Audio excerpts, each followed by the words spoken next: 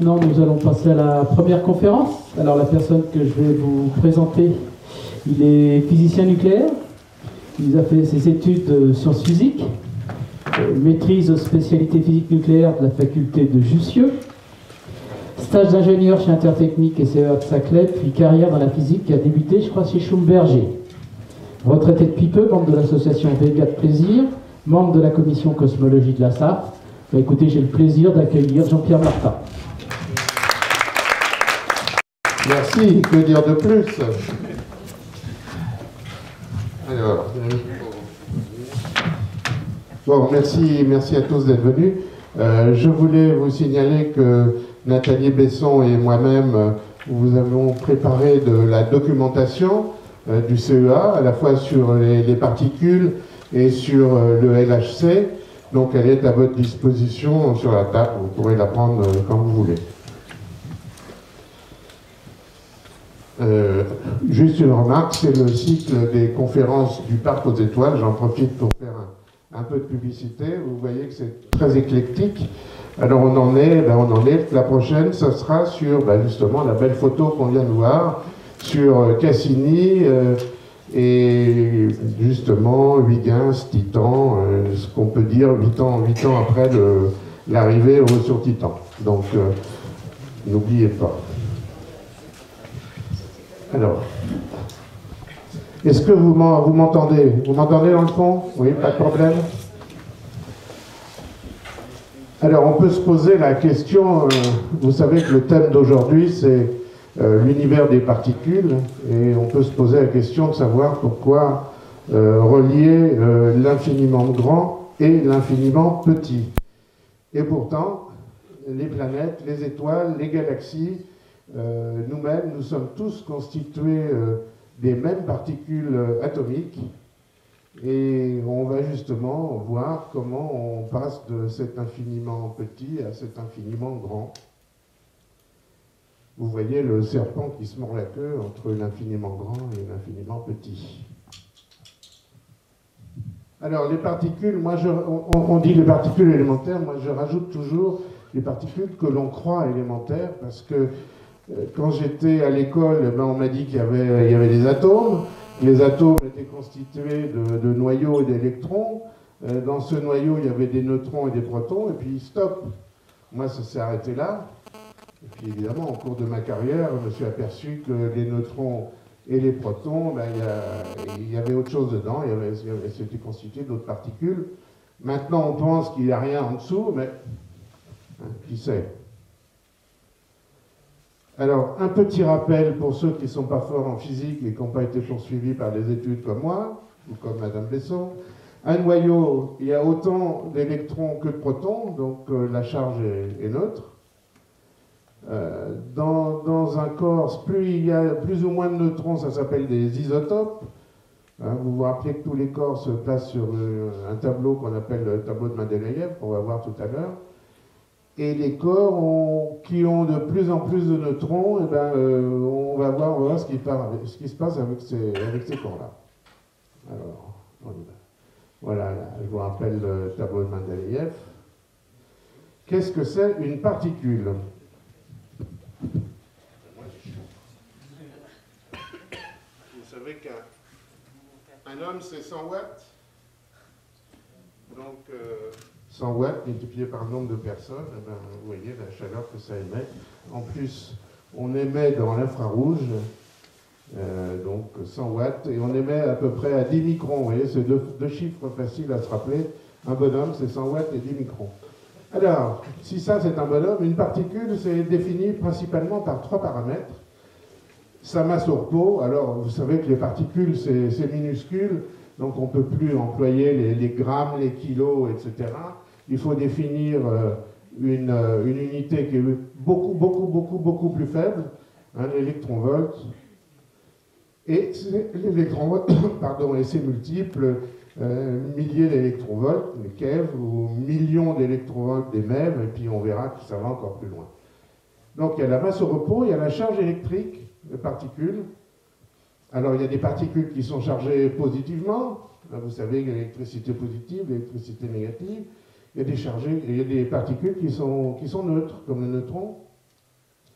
Et puis il y a des particules bizarres, vous voyez, qui font moins un tiers ou plus de tiers au point de vue charge.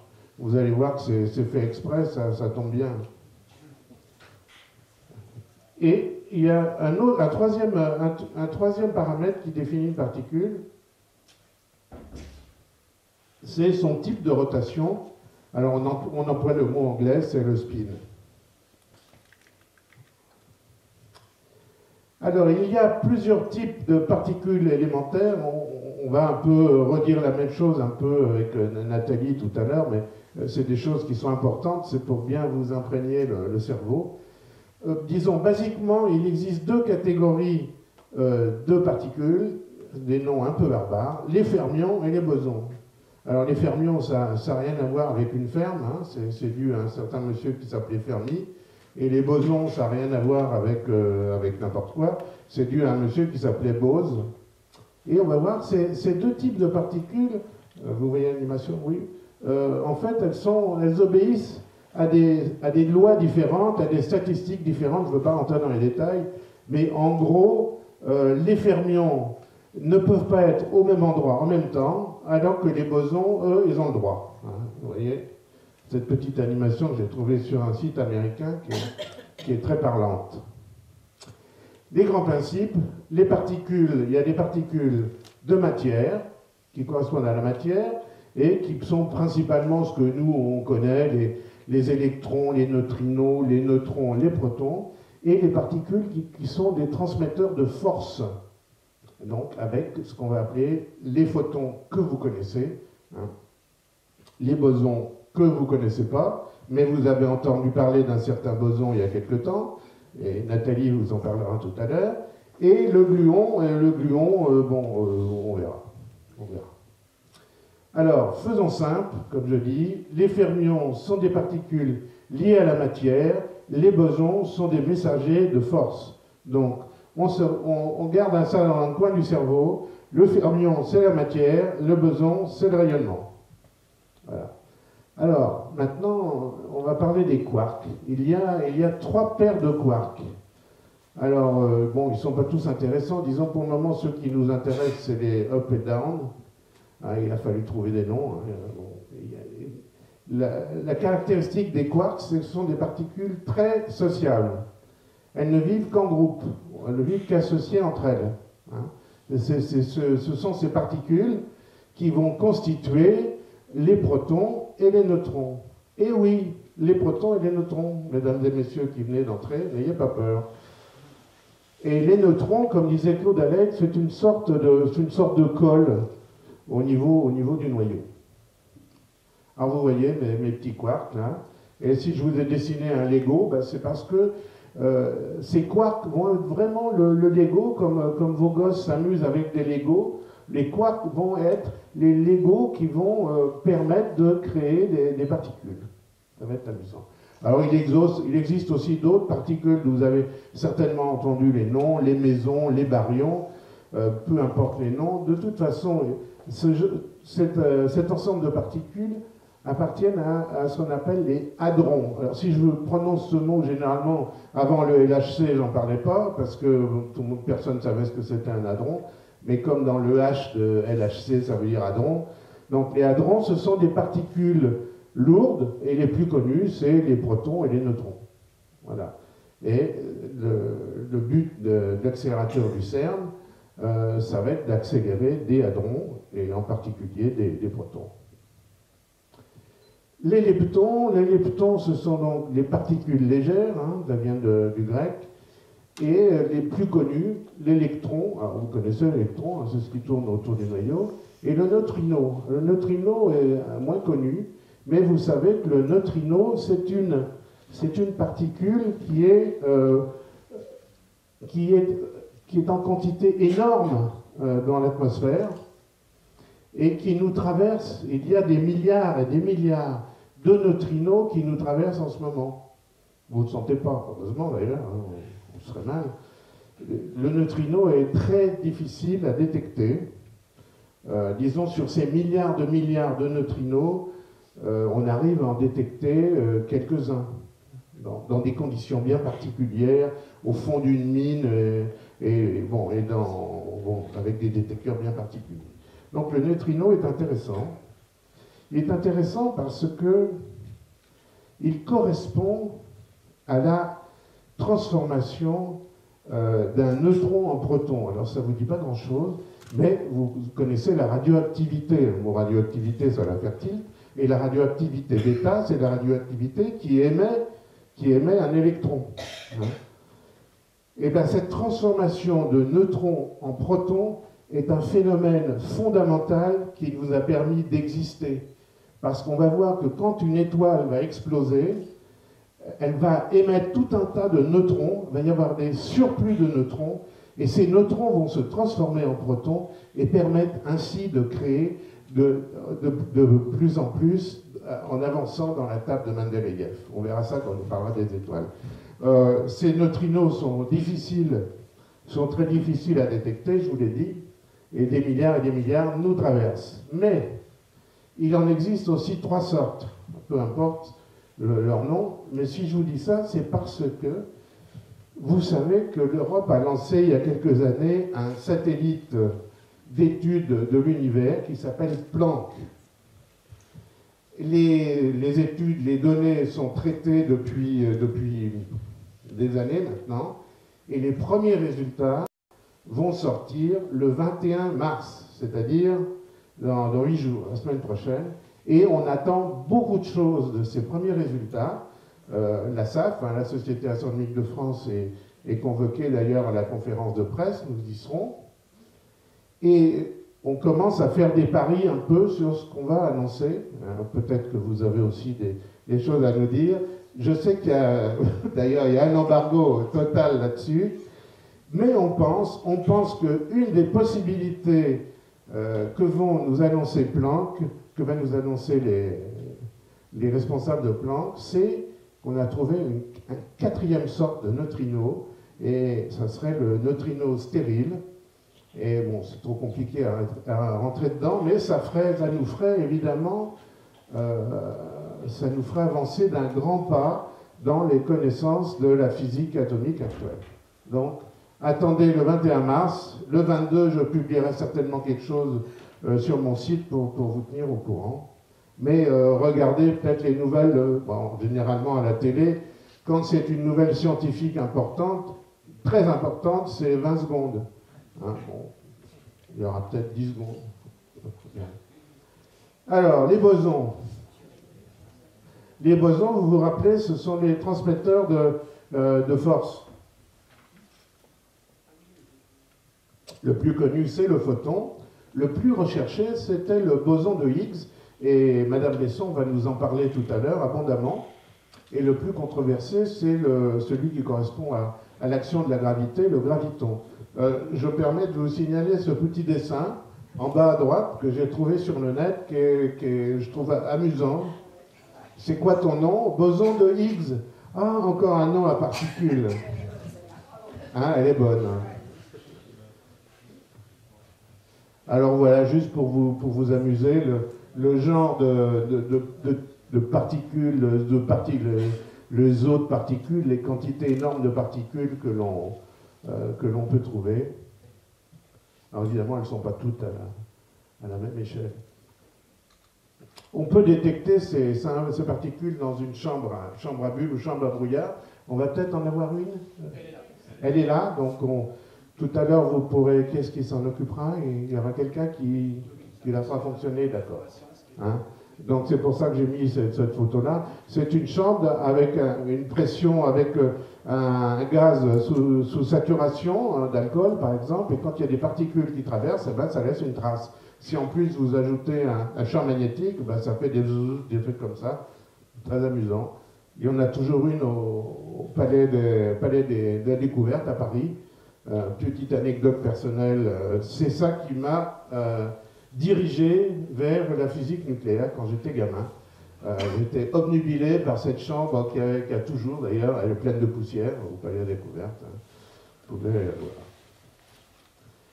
Alors, il y a dans la nature 4 grandes forces fondamentales qui sont de puissance inégale. La gravitation, la force de la gravité, donc, qui est la colle de l'univers, qui agit jusqu'à l'infini, hein, c'est-à-dire qu'on ressent jusqu'ici l'influence des galaxies très lointaines, hein, par exemple, et réciproquement.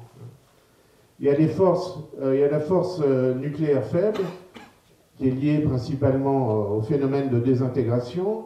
La force électromagnétique, que vous connaissez, c'est en fait une colle au niveau des atomes, et la force nucléaire forte, qui est une colle au niveau des noyaux. Alors, les transports d'énergie, ce sont les photons, comme je vous l'ai dit, et les énergies qu'on emploie, ce sont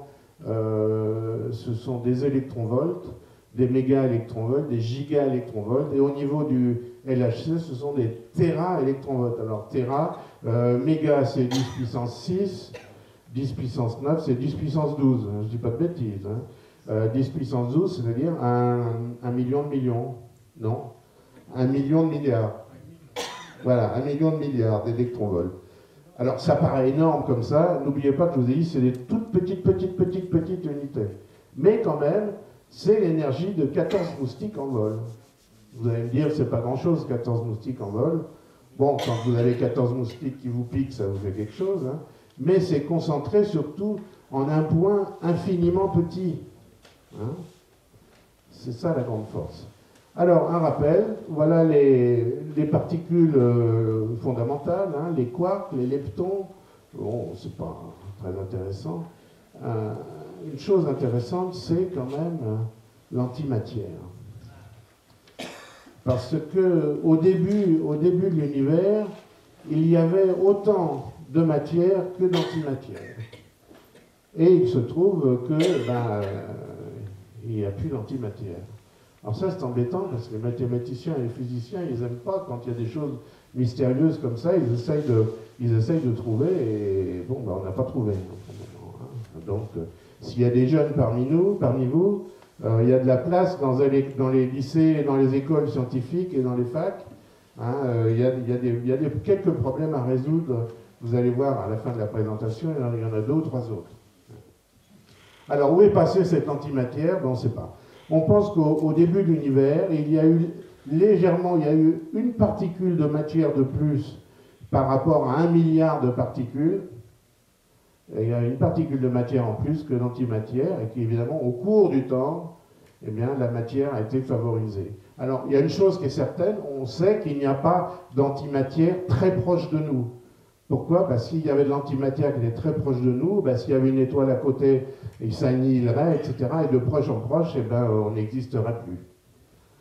Joli petit dessin de Sidney Harris, qui est un grand comics américain, qui fait beaucoup de cartoons scientifiques. Vous avez tous vu le film Angers-Démon. L'antimatière que vous voyez en bas à gauche, on ne peut la contenir que par champ magnétique. Hein. Donc il faut que ça soit déjà de l'antimatière positive ou négative. Alors, chasseur de particules, ça sera pour vous. Voilà. Comment tout a commencé? Eh bien, on pense que ça a commencé dans un Big Bang. Mais alors, je vais vous décevoir. Ce n'était pas Big et ça n'a pas fait Bang. Ben oui, et on l'appelle quand même Big Bang. Hein.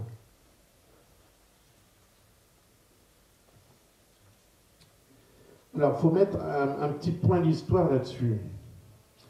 Dans les années 1920, un certain Edwin Hubble, qui est devenu astronome par hasard, il était boxeur, enfin il voulait faire de la boxe, et puis bon, ça s'est pas fait comme il voulait. Il s'aperçoit que l'univers est en expansion. En étudiant les galaxies, le mouvement des galaxies, il s'aperçoit que les galaxies s'éloignent les unes des autres. Mais alors, il faut bien comprendre, il faut bien comprendre que ce n'est pas la distance de la Terre à la Lune qui va changer, c'est pas à notre échelle, c'est à ce qu'on appelle à l'échelle cosmologique, c'est-à-dire à l'échelle d'amas de galaxies, c'est-à-dire c'est le tissu même de l'espace qui change, qui rentre en expansion.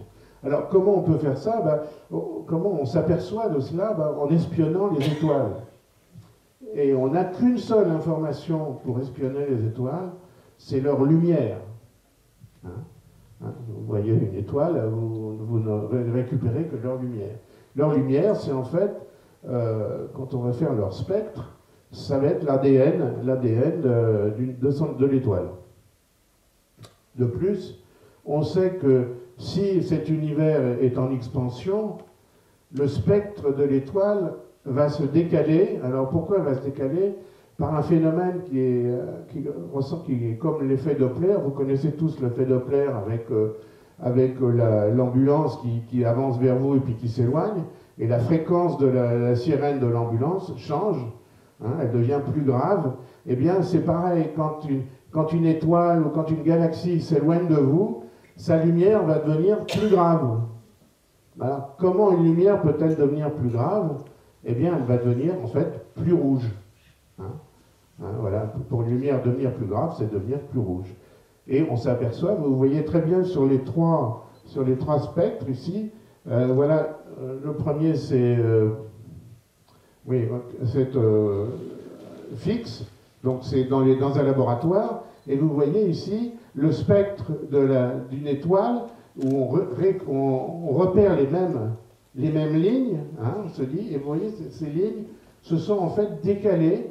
Elles se sont décalées vraiment vers le rouge, et on sait que c'est bien le même corps, hein. C'est de l'hydrogène dans ce cas-là, on récupère, on voit son ADN, on voit ses caractéristiques, et donc voilà, en mesurant ce décalage du spectre, on sait qu'il y a un déplacement et il y a une expansion de l'univers, et on peut mesurer la distance et la vitesse de l'expansion. Donc, quand une étoile ou une galaxie s'approche de nous, sa lumière devient bleue, elle va plus vers le bleu, et quand elle s'éloigne, elle va plus vers le rouge. C'est clair? Voilà. Alors je reviens à l'expansion. Il faut bien penser que c'est l'espace lui-même qui rentre en expansion. Hein, la Terre ne change pas de forme, la distance de la Terre au Soleil ne va pas changer. Hein, c'est le tissu de l'espace qui change. Hein, par exemple, si vous collez des pièces de monnaie sur un ballon et que vous gonflez le ballon, ça va donner une idée de ce qu'est l'expansion. Ou voilà, si je trace des lignes sur l'espace à l'origine du Big Bang, on voit ces lignes qui vont rentrer en expansion, qui vont s'écarter entre elles. Voilà.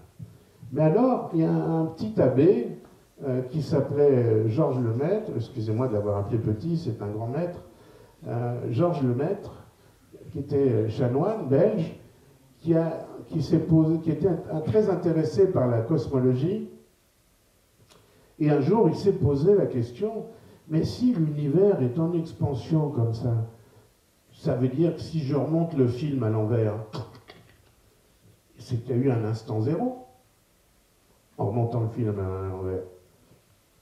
Alors évidemment, au début, ça ne s'appelait pas Big Bang, en fait, on l'a appelé plus tard Big Bang, en fait, pour se moquer de lui, et puis pas de chance, le mot a été vraiment bien adopté par tout le monde.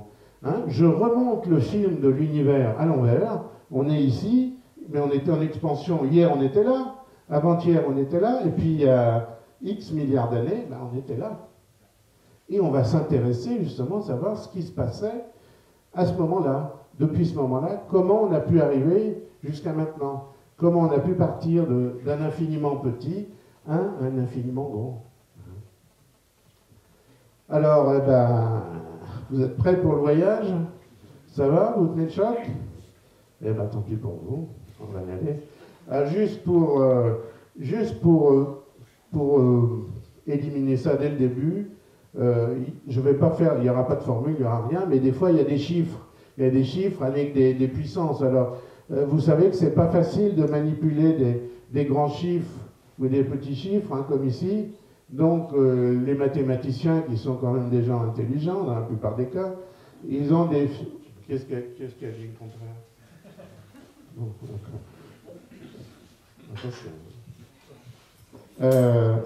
on a défini des conventions d'écriture. Hein, par exemple... Vous voyez, ce chiffre-là, pour écrire, c'est pas facile.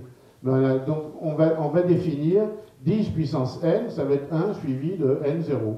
Voilà. Et puis la même chose pour les chiffres inférieurs, enfin très inférieurs à 0.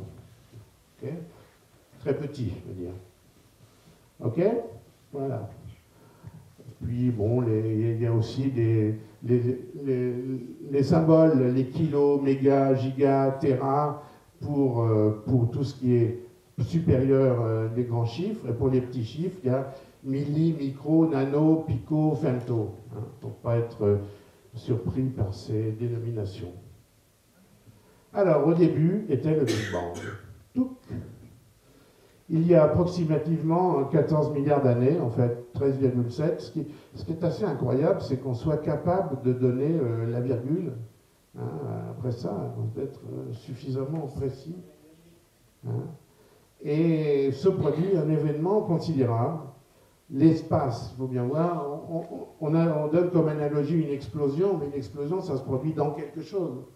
Alors là, le temps et l'espace n'existaient pas. Et puis hop, tout d'un coup, ça existe. Alors, bon, on représente ça par une explosion, mais ce n'est pas toujours le mieux. Un nuage de particules se propage dans l'univers naissant. Ce nuage, c'est l'univers lui-même. La température est énorme, la densité est énorme. Il y a tellement de particules de créer que l'univers est opaque. L'univers est opaque, voilà. À ce début, c'est ça l'univers. Hein.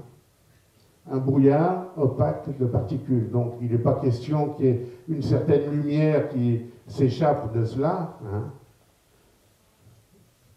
Mais l'univers, en se créant, va se produire un phénomène qui se produit dans un appareil que vous avez tous dans vos maisons, va dans un réfrigérateur. Comment on fait du froid? On fait détendre un gaz ou un liquide, et le fait de se détendre va créer du froid. Et bien c'est pareil. L'univers, c'est un super réfrigérateur. Super réfrigérateur. En se créant, il va immédiatement rentrer en expansion et se refroidir. Alors, attention, on part d'une température initiale de 10 puissance 32 degrés. Je ne sais pas si vous imaginez 10 puissance 32, moi j'arrive pas, mais c'est chaud. Hein, faites-moi confiance. Alors, il y a quand même une limite au début de cet univers. Ce qui est assez formidable, c'est qu'on est, pour ainsi dire, capable de tout expliquer, non pas à partir du temps zéro. Zéro, c'est toujours un problème. Hein. Pour les mathématiciens et les physiciens, zéro, c'est un problème. Mais on est capable d'expliquer ce qui se passe à partir de la première séquence, le pixel, si l'on veut, le grain d'univers, c'est 10 puissance moins 43 secondes. Croyez-moi, c'est tout petit. Hein. Et ça, c'est ce qu'on appelle le temps de Planck. En dessous, on ne sait pas ce qui se passe. Mais ce qui est formidable, c'est qu'au-delà, on a une explication pour tout. Alors, l'univers entre en expansion, se refroidit, les particules et les photons perdent de l'énergie, ralentissent, la densité, évidemment, comme on rentre en expansion, la quantité de matière n'a pas changé, donc la densité chute, hein, voilà. Alors, au début, on pensait que les 4 grandes forces dont je vous ai parlé, on pensait qu'elles étaient toutes ensemble, et elles se sont progressivement séparées, la gravité, la force forte, la force faible, la force électromagnétique, peu importe. Ce qui est intéressant, c'est ce graphique. Vous pouvez oublier un peu tout ce qu'il y a entre ces graphiques. C'est ce graphique du CEA, d'ailleurs, je crois, hein, il me semble, qui est très explicite, et on va parcourir l'histoire de l'univers grâce à ce graphique. Alors, donc, je vous rappelle, donc, on sait à peu près tout, sauf à partir de 10-43 secondes, qui est le temps de Planck, qui est le grain du film. Quand on faisait de la photo analogique, hein, on peut trouver l'équivalent, c'est le grain du film, ou le pixel, on peut pas arriver à descendre en dessous du pixel. Hein. Donc c'est ce 10-43 secondes qui correspond à aussi une longueur de Planck, 10-35 mètres. Croyez-moi, c'est très petit. Alors, cette période, au-delà de ce temps de Planck, c'est au tout début de l'univers, c'est une période de conflit qu'on n'a toujours pas résolu. Et il y a un peu conflit entre la relativité générale d'Albert Einstein, et qui est valable pour l'univers à grande distance, et la mécanique quantique de Planck qui, elle, régit l'infiniment petit. Donc là aussi, et on travaille là-dessus, théorie des cordes, gravitation quantique, la boucle. Là, il y a de la place aussi pour les jeunes qui veulent avoir un métier dans l'astrophysique. Il y a des choses à trouver. Alors, l'univers, en fait, va commencer par un énorme phénomène d'inflation où ces dimensions vont être multipliées par un facteur énorme. Bon, j'ai écrit 10 puissance 50, ce sont des chiffres qu'on n'a pas l'habitude de manipuler et qui ne disent à la limite plus grand-chose par des chiffres énormes. Cette inflation va en faire se dilater l'univers très rapidement à son origine. On va voir pourquoi, parce qu'on s'est aperçu qu'en étudiant le fond cosmologique, c'est-à-dire en étudiant le... Bon, je vais vous en parler après de ça. Je vais en parler après. Ah, je ne peux pas, je suis obligé de vous en parler maintenant. Bon. On s'est aperçu qu'en écoutant le ciel, allez, comment on peut écouter le ciel? Eh ben voilà, vous avez une grande oreille. Vous avez une grande oreille à droite. Les plus anciens, ceux qui ont des cheveux blancs comme moi, se rappellent à l'époque des Telstar, des Échos, des premières émissions de télévision transatlantique. Vous savez, on lançait un satellite ou un ballon et on faisait se réfléchir les ondes entre Paris et New York et on pouvait ainsi transmettre de l'information. Et pour ça, fallait, évidemment, les signaux n'étaient pas énormes, on n'avait pas tous les amplis qu'on a maintenant. Et il fallait des grandes oreilles. Voilà, une grande oreille, par exemple, qui était en Amérique. Et il y avait des ingénieurs qui travaillaient sur ces grandes oreilles pour justement essayer d'améliorer la qualité de ces oreilles. Et en étudiant cette oreille en particulier, ce réflecteur, ils se sont aperçus qu'il y avait un en permanence. Alors, ils se sont dit, il y a un bruit de fond, c'est embêtant, ça. Alors ils ont tout fait. Et ils se sont aperçus qu'il y avait des pigeons qui logeaient dedans. Il y avait plein de caca de pigeons. Ils se sont dit, ah, c'est le caca de pigeons. Ils ont raclé les caca de pigeons, etc., etc. Et puis, il y avait toujours le bruit de fond. Et ils n'ont pas réussi à éliminer ce bruit de fond. Et un jour, en discutant avec des collègues, des cosmologistes cette fois-ci, en discutant avec des cosmologistes, ils se sont aperçus que c'est ce que cherchaient les cosmologistes. Ils cherchaient justement le reste des premières explosions de l'univers qui devraient produire un bruit de fond. Et tout à fait par hasard, ils ont découvert ce bruit de fond qu'on appelle le CH.